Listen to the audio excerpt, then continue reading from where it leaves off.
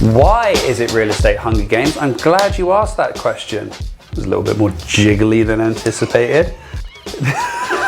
Jiggly! Don't you ever touch me below the waist again. What if you buy now to get in, fear missing out, blah, blah, blah.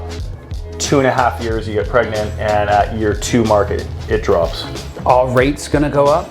Like, do we think they'll actually go up in March now? That's why you should always buy what you are comfortable affording, not what the bank is comfortable lending you. You also have stuff in your teeth as well from eating. Still? Yeah, it's right in there. Technical difficulties. It's gone one-sided now. Yeah, so if I earn 50 grand a month from McInnes, I'm so glad I got that name on OnlyFans. That was fun. Somebody could have taken that. I'm telling you, act when the opportunity is at hand, and I did. Don't ever talk about this again. I've got to promote it. I've got to market it. Coming soon to a monitor near you. We can start. We're putting a link to McInnes below. You ready for this? Yes. Got that? Anything? Still there. How many goddamn floss? Welcome to my life, ladies and gentlemen. Jay McInnes, everybody. Are you ready? I'm ready. I'm calm, composed, and ready. Can I see?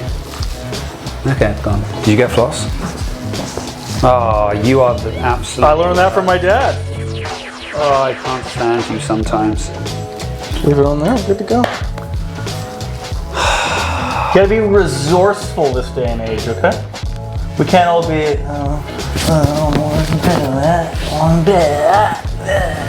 Can't be English? thinking you're royalty and above everything, okay? You can't all be English, that's true, but there is a pecking order in sharp real estate and a hierarchy. And your rubber band antics have brought you down. Anyway, welcome everybody to Real Estate Hunger Games. May the odds be ever in your favor. Isn't that right, Jay? Exactly right. Why is it Real Estate Hunger Games? I'm glad you asked that question. It was a little bit more jiggly than anticipated. You've not been using that Peloton at all, have you? Jeez. Nonetheless.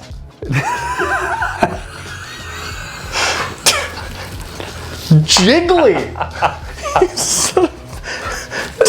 Don't you ever touch me below the waist again.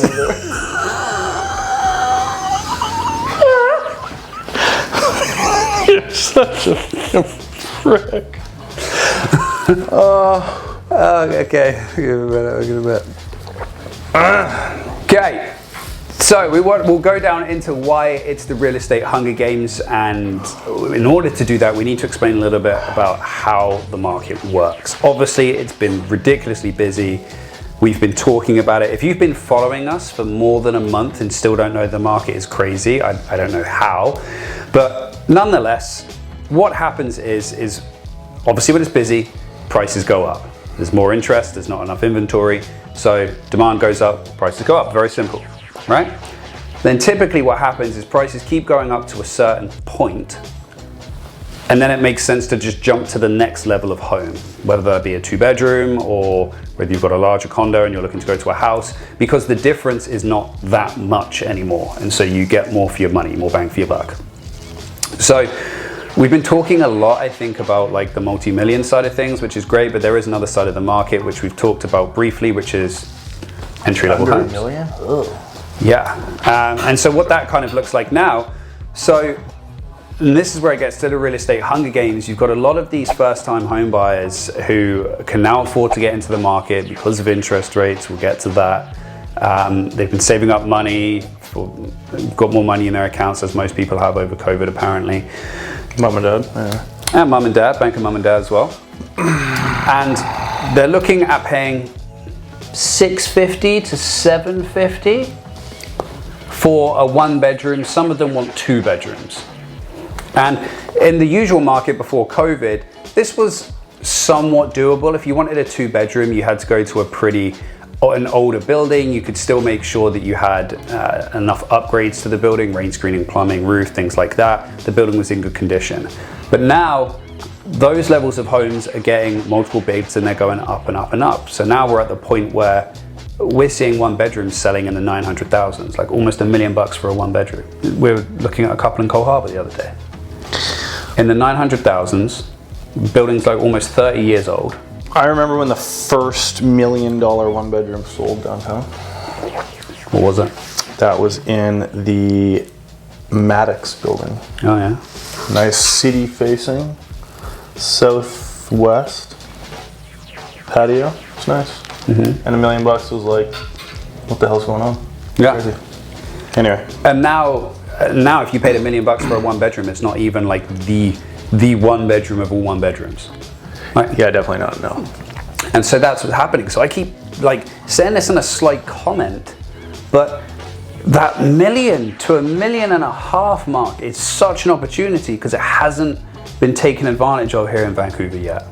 I think there's so much opportunity to get into that market and to get a steal of a deal and to move the needle up in equity as things move on. Instead, a lot of people are, and I get this because a lot of it is budget allowing, but they're playing real estate Hunger Games right now. I went to a showing the other day with a couple and we went to have a look. It's of course the first one that they've looked at, the first time home buyers. And they were just waiting outside looking at all the groups and they were just like, wow. I was like, oh yeah, this is gonna go for hundreds of thousands over the asking price. And it literally did, it went for $200,000 above the asking price. And that was just in the space of like 10 minutes that we were there, like outside, and forgetting that agent was there 2 hours on Saturday, 2 hours on Sunday, 2 hours on Thursday morning, 2 hours Thursday evening. And so if you're playing in that market, it's extremely difficult. If your budget allows, then of course you can only play in the realm that your budget allows. But I think there's a lot of people out there right now who are sleeping and they could be looking at that 1 to 1.5 million range because I think it's such a bargain. Are you finished? You go. I think if we're looking at, there's always the argument of leaving town. We'll keep it to Vancouver now, but I think there's always the argument of leaving town to that. But I do think what the market has lost sight of, which I've seen change in my tender as a realtor, is that before, when I started, late 2000s, when people were looking to buy, they were like, we're gonna buy this is a 10-year plan. Now people are like, pregnant, and this is a 2.5-year plan. Oh yeah. So they're just trying to squeak in with, they're not broadening the scope of their reality, basically, of like, you're trying to get into this fierce one-bedroom market, you're gonna have a kid, is this the best option?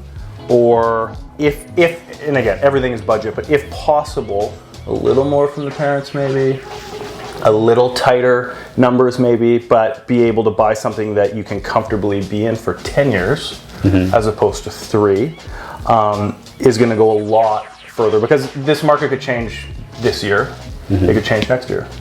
So or it could go for another 5 years, Jesus. But we don't know that. So buying, I'd say more economically, in a time realm, I think is the hack right now, because you're going to be tight on price anyway.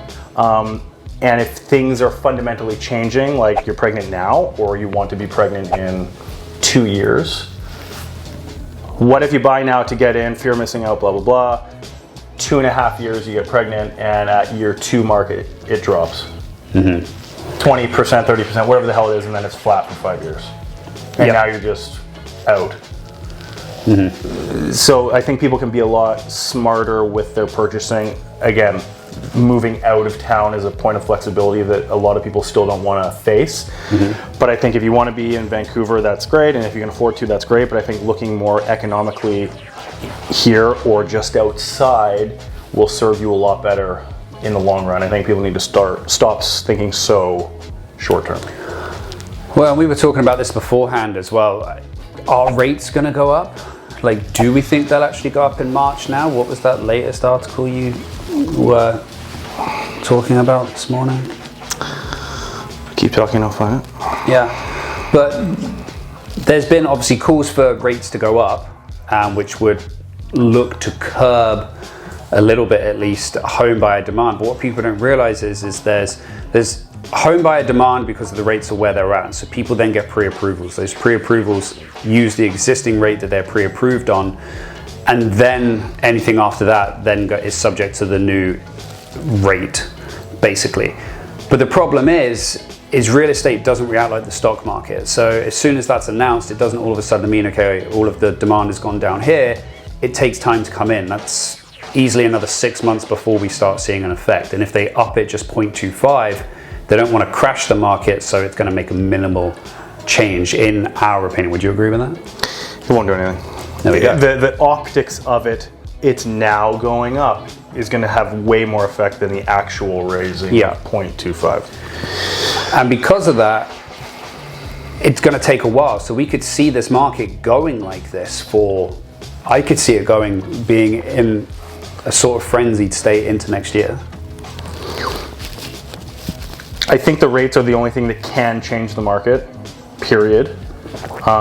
Specifically at this point. And to your point, if they raise in March, which I'm starting to think they may not, but they obviously should. If they do, again, those are 90-day rate holds. Mm-hmm. That's now June. Do they raise it again then? Like, this is all very kind of not this weekend or anything like that. It's down the road. The article was, government doesn't want to harm mom and pop real estate investors, says the housing minister. So again, a reference to what's the only thing they can do. They can, again, they're trying a number of different levers, and I think they understand that rates is the only actual thing that's going to change anything fundamentally, which is I think what is needed. But again, now they're using this little, like, we don't want to hurt the mom and pop investors who buy and then add to the rental supply, which they quoted as 20%. Mm-hmm. And that 20% has already probably gained a massive amount of equity. And I should have looked it up, but most people still take fixed term rents, so they're fixed anyway. It doesn't matter fixed term mortgages. Yeah, sorry, fixed term mortgages. They're not affected by any rate change until their term is up. So let's say anywhere between obviously 0 and 5 years, which is the typical term, obviously 5 years. And what's changed? Their equity has gone up. Is it really that? Like, it's gone up, what, 40% they're saying in the last year? In Canada? That's Canada-wide, right? On average. So by this point, so like, is that really going to affect them? I've got 300 in equity now, as opposed to the 150 that I bought in with. It goes down to 225. Oh my God, it's the end of the world. I think that's just another excuse. Yeah, I was going to say. I think that's just another excuse that pandering to the narrative that they actually give a shit about people that are outside of the market. Well, any reason to not increase rates, even though inflation just reached, what, 5.1 this morning, highest in 30 years. Which means 10.1, but that's a whole other story. The official, it's, I almost feel like saying just add a 0 onto the end of whatever they say. But we should. Anyway, we won't go on that round today. But that's anything that they can put on it to avoid making a decision. Yeah. What is it? 2025 is the next official federal election. No one wants a market crash on their books. Well, I think the thing is now, especially now with the political climate, because of like the Freedom Convoy and all of this, Trudeau is in scrutiny.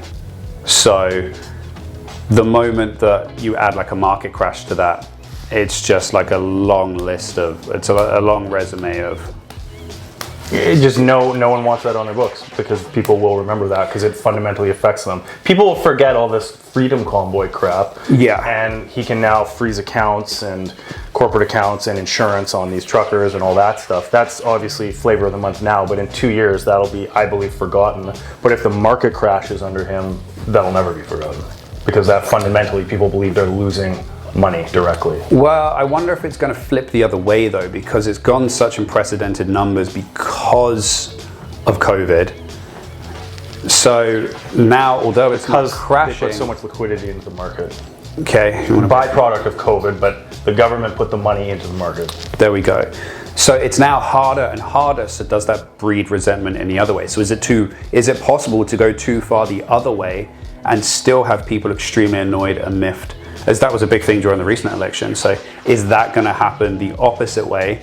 Because obviously all these promises were made, we're going to make it more affordable and stuff like that. If you go and ask buyers in Vancouver and Toronto, I'm sure they're going to tell you right where to go on that one. So is it going to have the opposite effect? Because right now we're building to a point, you know the book The Millionaire Next Door? I do. One of the things it talks about is economic outpatient care. And basically what it's referring to is parents supplementing their children's lives. So paying for their kids, paying for their grandkids to go to private schools, paying for their part of mortgages and rents and things like that, and giving money to buy a home.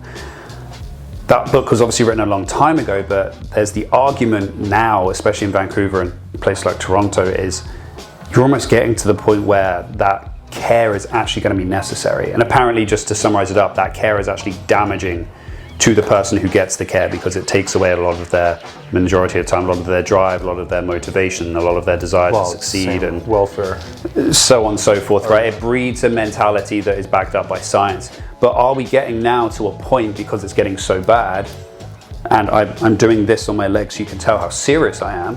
That's how a leg should feel like, by the way, in case you wondered.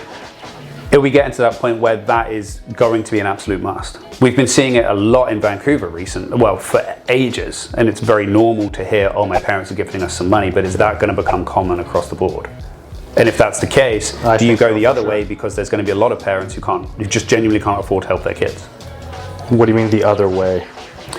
Well, there's the market crash. Everyone hates a market crash. But then, does it go the other way, where nothing is done, so the market is just left to balloon, to the point that it's nigh on impossible for people to get in? People who do get in feel aggravated because they've had to pay close to $1 million for a somewhat standard-ish nice one bedroom. Parents are now out of further savings because they've had to help their kids get into the market, and they never had to do that with their parents. Like, does it go the other way, and it breeds just such an... I guess so, it could, yeah. And that's what I'm kind of like weighing up here. The no action. We know Trudeau's a fan of no action. So does it then go the other way? I don't think the other way is as severe. Okay, so here's my rebuttal against this. This is going to be a long video. I see where you're coming from. However, the other way is typically, I think people genuinely know, okay, Toronto and Vancouver are very expensive. They're very expensive and it's hard to live there. That's kind of known. But the problem is that happened with all of this liquidity that got injected into the market, it made a lot of other areas a lot more expensive. Yep. So instead of just like a few cities, let's say Montreal, Toronto, and Vancouver, if you're now looking at across the board, Canada-wide, and that's becoming what we were seeing in just people saying, oh, Vancouver's too expensive to live. If you're now having that conversation in Timmins, Ontario, is that going to cause like an upheaval? Because before it just wasn't impacting enough on the masses to cause such a bad thing. I think it'll cause resentment to a certain degree. I don't know. Only time will tell, Jay. That's a bit of food for thought. I just think that people think if the market's gone up, homeowners right now feel like they're in a very good spot because they have equity growth for doing nothing and having bought earlier. So that is there's a lot of ownership over that equity value. So you can borrow against it, or you can sit there and say my paid off house is now worth this, so if I want to get out, it's fine. But if that equity goes down, I feel that people will feel like they've lost something, which clearly they've never had. It's all on paper. I agree with it's you. It's only tangible until you obviously utilize it. I agree with you. So I agree with you that the market crashing would be worse than it going the other way.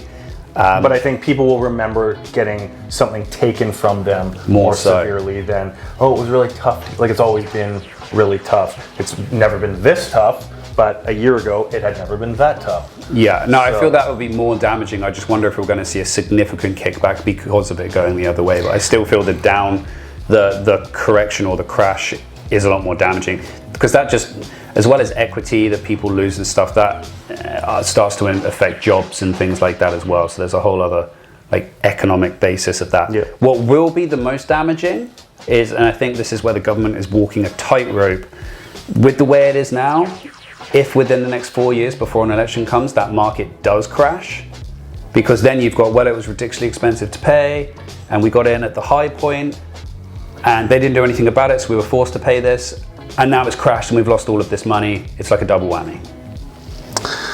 Yeah, and that's why you should always buy what you are comfortable affording, not what the bank is comfortable lending you.